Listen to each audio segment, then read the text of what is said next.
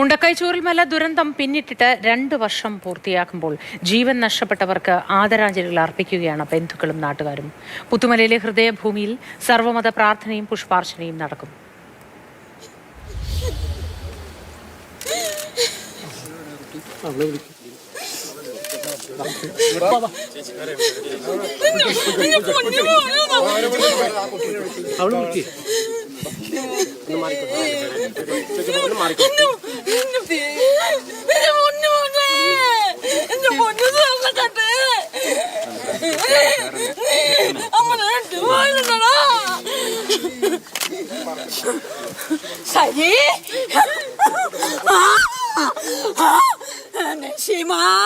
അയ്യോ, എല്ലാവരെയും ഓർക്കാൻ വയ്യല്ലോ.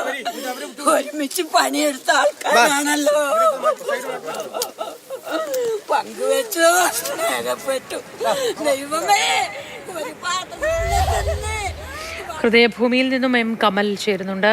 കമൽ, ചിലരൊക്കെ പൊട്ടിക്കരഞ്ഞു പോകുന്നു, നിലവിളിച്ചു പോകുന്നു, മറ്റു ചിലരൊക്കെ വലിയൊരു സങ്കടക്കടൽ ഉള്ളിൽ ഒതുക്കി നിൽക്കുന്നത് നമുക്ക് കാണാം. ഈ ഹൃദയഭൂമിയിൽ എന്താണ് ഇന്ന് ചടങ്ങുകൾ? ഈ സർവ്വമത പ്രാർത്ഥനയടക്കം എപ്പോഴാണ്? മോത്തി, ഞാനുള്ളത് പുത്തുമലയിലെ ഹൃദയഭൂമിയിലാണ്. ഈ ദുരന്തത്തിൽ മരണമടഞ്ഞ മിക്കവാറും എല്ലാവരുടെയും മൃതദേഹങ്ങൾ അടക്കം ചെയ്തിട്ടുള്ളത് ഇവിടെയാണ്. രാവിലെ ടൗൺഷിപ്പിലുണ്ടായ ചടങ്ങിലെ വൈകാരിക രംഗങ്ങൾ നമ്മൾ കണ്ടതാണ്. സമാനമായ രംഗങ്ങളാണ് ഹൃദയഭൂമിയിലുമുള്ളത്. എല്ലാവരും ബന്ധുക്കളൊക്കെ എത്തിയിട്ടുണ്ട്. ഞാൻ ഈ നിൽക്കുന്നത് നമ്മൾ മുമ്പ് പലതവണ കാണിച്ചിട്ടുണ്ട്. നിവേദ്, ധ്യാൻ, ഇഷാൻ 3 സഹോദരങ്ങളാണ്. അവരുടെ അച്ചമ്മ രാജമ്മയും ഈ തൊട്ടടുത്ത് തന്നെയുണ്ട്.